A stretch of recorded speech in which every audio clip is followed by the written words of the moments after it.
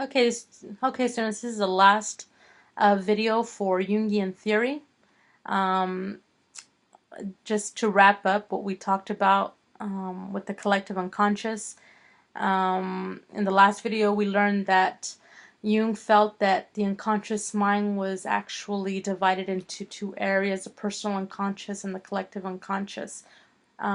Ideas that Freud did not agree with, which is why they were no longer friends. But as we're focusing on, for the purpose of literature and English, world literature, we need to understand this idea of collective unconscious and archetypes, because this part of our unconscious actually houses these characters and images and ideas and stories that are recycled through time, that we don't know where they come from. All we know is that we've inherited them. That means that since all of humanity carries with it in its unconscious mind these stories, and which are called archetypes, these characters, these type of characters that are, more than anything, they are recognizable to us, which makes them which they're recognizable. Well, just a second here.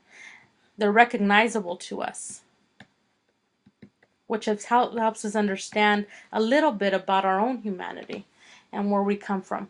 So so a lot of these stories are a lot of our new stories, are stories of our time now, are basically stories that have been around for a long time.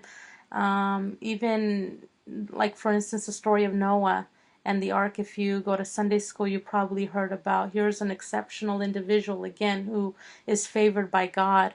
And there's always this story in no matter what culture, about this exceptional individual who survives a catastrophic event and is saved because he is so good and he's the only one alive. So this is the basis now of stories like The Day After Tomorrow and Independence Day. All these stories about some catastrophe that happens, probably because back in the days, early humans had to deal with catastrophic events, and a lot of their heroes were people who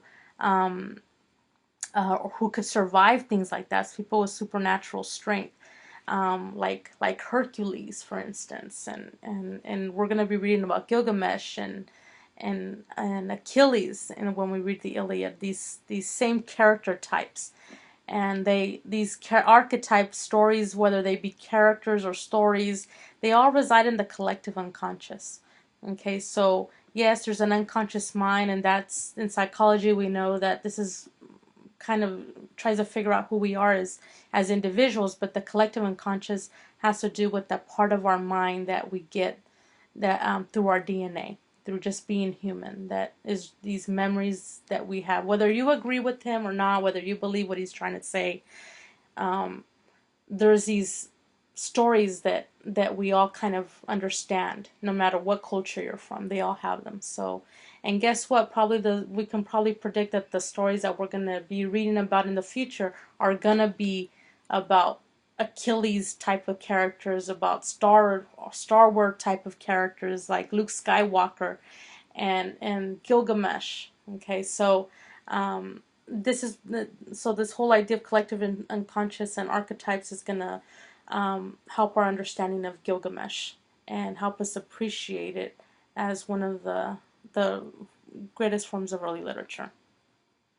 Go ahead and take down any notes that you don't have already from this already from the previous videos, and go and take them down right now. Don't forget to do the closing activity at the end. Okay? Goodbye.